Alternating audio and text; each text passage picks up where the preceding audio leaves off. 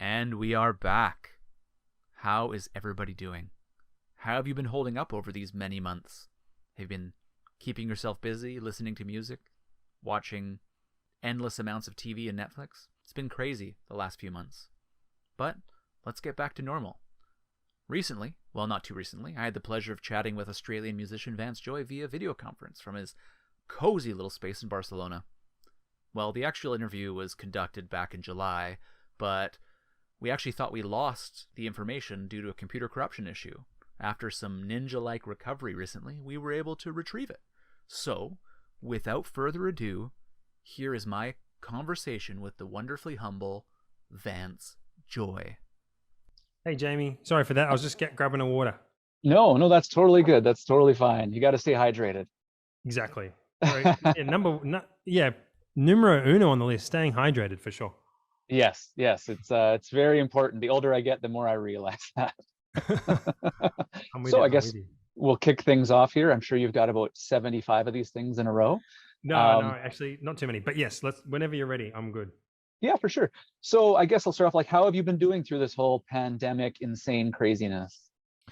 Yeah, I've been good. I've luckily I was in Australia for most of it, and we had some pretty full on lockdowns, but Australia managed to keep their numbers pretty low. But that was a challenge for everyone. But luckily I was able to get a exemption to travel, and I was able to come and see my girlfriend who lives here in Barcelona, and so I've been here for a few months, and that's been nice because it was for a while there we kind of were accepting that we might not see each other for a year or so, but it's much better to be here now. So just living a much more, I feel like, a healthier lifestyle, because when I'm by myself in Melbourne, it's like Uber.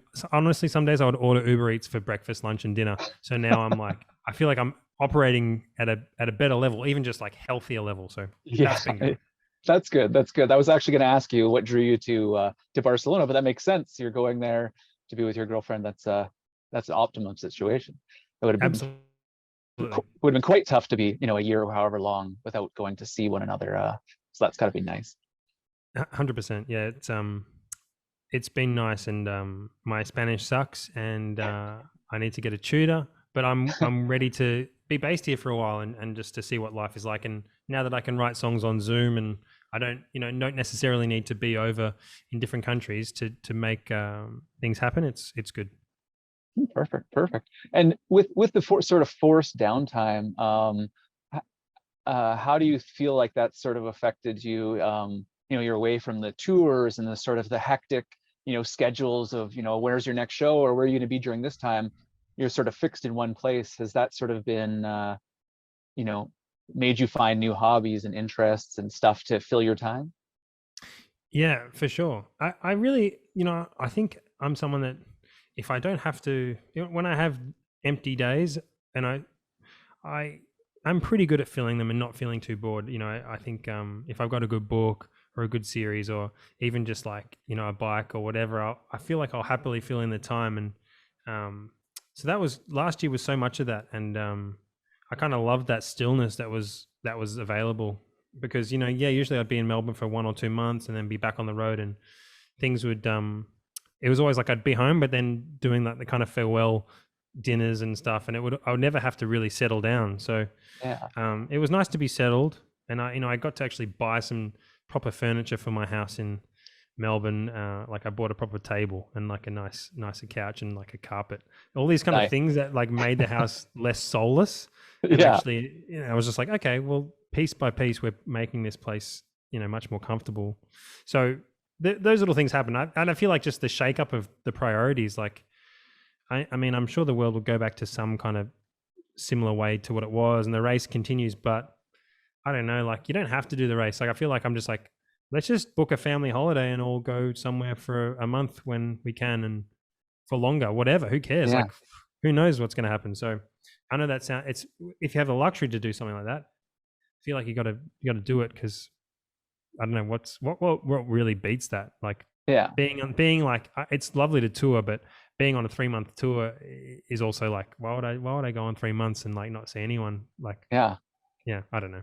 It separates your life from reality, kind of, or you're Mm. the real things that are important. Like I think it's the pandemic you sort of touched on. The pandemic sort of, everybody is forced into just enjoying their family, enjoying their friends, Mhm. enjoying the slowness of life. Yeah. So it's always sort of interests me talking to musicians or artists and seeing like, well, was that hard for you, or was that more of like, oh, it was nice to kind of be broken away from that hectic schedule of, I'm only going to be here for a week and I'm gone, like you said, uh, Yeah, totally. And as you mentioned like that, I was just thinking like it's kind of nice. Like I think about some tours I've done like in the last few years, and it is nice to be on tour as well. Like if you're a couple of months with your band and stuff, like I still think about those times, and they actually can be so enriching. Like just being in a new place every other day, and even you don't have to be in like Paris. You can just be in like kind of essentially comparatively the middle of nowhere in Europe somewhere, or in America or Canada, and it's like you can still have a great time. I just think it's like if I do it again, I'd like to be able to have your girlfriend or see your family in some way, or break it up to make it slightly less whatever, like yeah. 4 Well, months of just doing the same thing. Yeah. yeah, it makes sense. It's, you got to enjoy life as much as you've got to, it's enjoying those smaller things, right? Totally makes 100%. sense. Totally makes Yeah. Yeah. sense. Um, Opposite to that, has the downtime been conducive to writing music for you? Like I know you released what was it, You earlier this year with Benny Yeah. Blanco and Marshmello, and then you just most recently released Missing Piece, which I think was for Grey's Anatomy, if I'm right, or if I'm Yeah. thinking correctly. Yeah, how has the downtime been conducive to your writing for music and such? Definitely. I think it's been conducive. Like initially, I was like thinking I was going to write so many songs because there was nothing but time.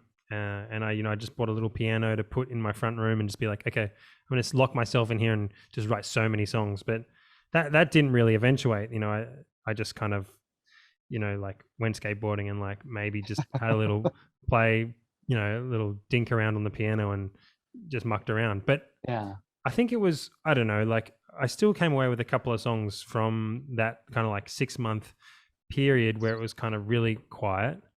And I still kind of felt like I came away with a couple of songs that I'm really proud of. And I think that hold up. And I think, I don't know if I would have been more productive. Had I been traveling around the world doing songwriting sessions or doing tours and stuff like that, I feel like I might have come away with the same amount of stuff. So that yeah, was a funny thing, like not stressing and rushing and frenetically chasing it.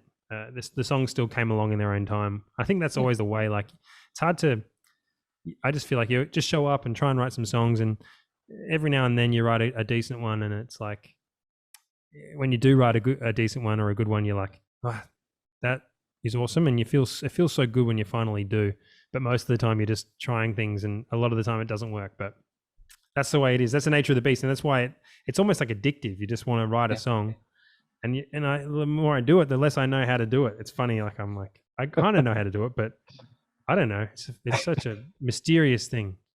Yeah, as a non-musical person, except for just in simply enjoying it, it completely baffles me to see the process. But I can just imagine with any other art, you're just kind of exploring it. Whatever sticks. Um, Absolutely. Yeah, it's funny. Like I saw this cool thing. It is exactly like that.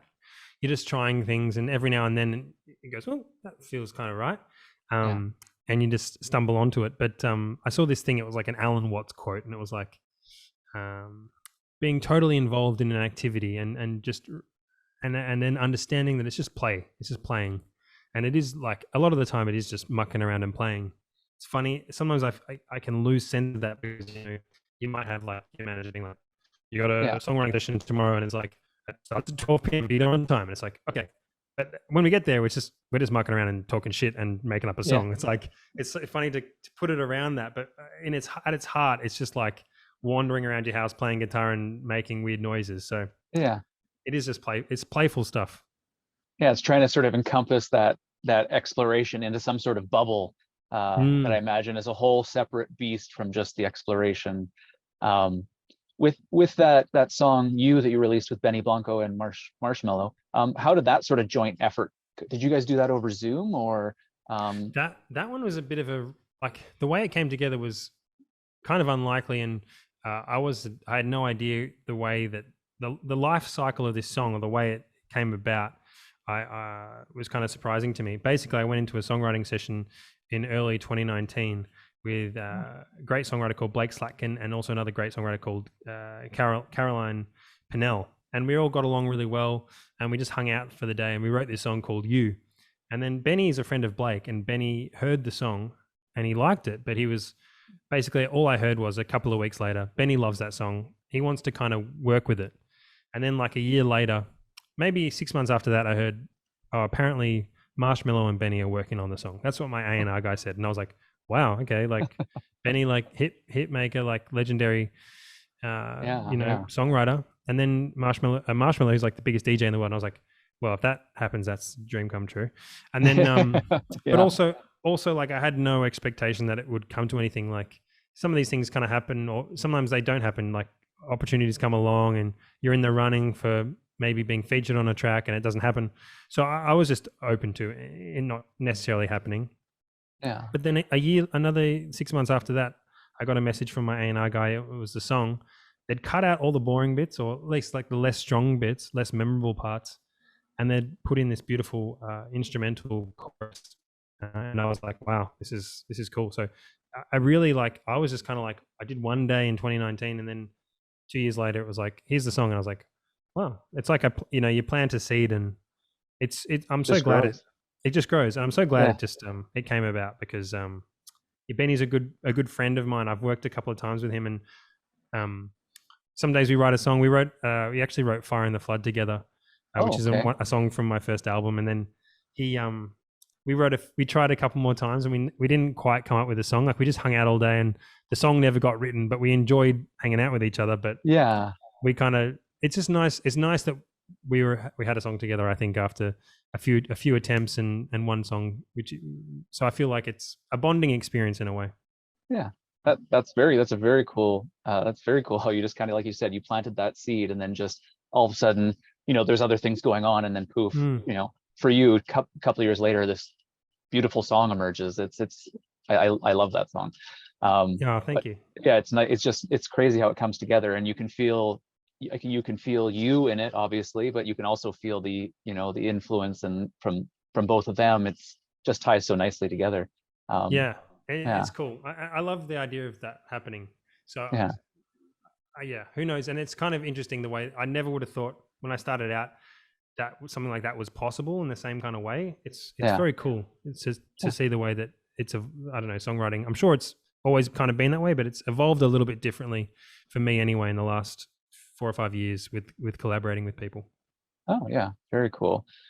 So just kind of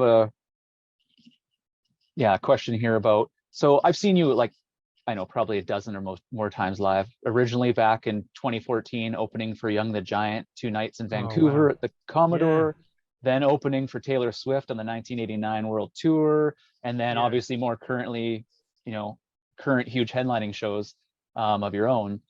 If you could go back in time and talk to yourself, the fresh-faced young Vance Joy, just getting into the music scene, would you have any advice for yourself for that moment in time?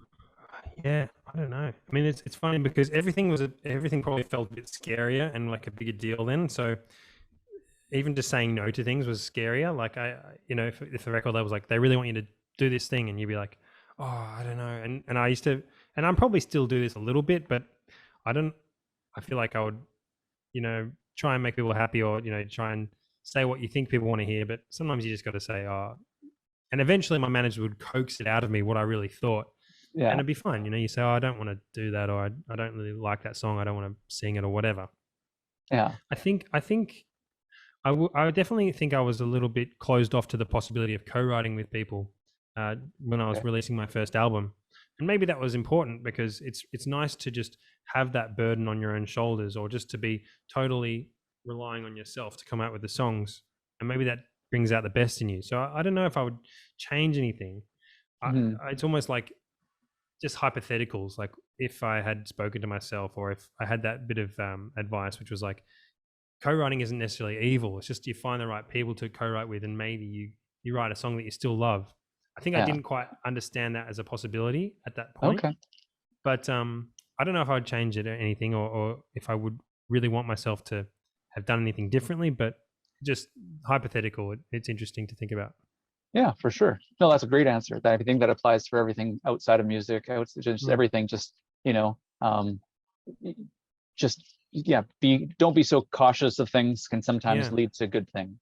Absolutely. Yeah. I just have one last question for you. It's something we ask everybody. What is a lesser known or under the radar artist that you're into that you think more people should check out? Could be music, could be anything, but totally. Yeah. I like that. I'm just gonna look into my. I don't know if I've got any lesser known artists, because sometimes I'm like, I think I've found something really like underground, and everyone's like, no, that's like a huge hit song, so you don't know what you're talking about. But it's hard these days with the internet. It is. Yeah, it's like you think, oh, that's a really cool song that Spotify just told me to listen to, and it's like, yeah, it told you to listen to it because it's a banger. Yeah. I might just see what I've got. I mean, I think people know about this band, but I like the band Big Thief. Okay, yeah, Big Thief's great. Yeah, and they have that song, Shark Smile. Yeah, Super cool song.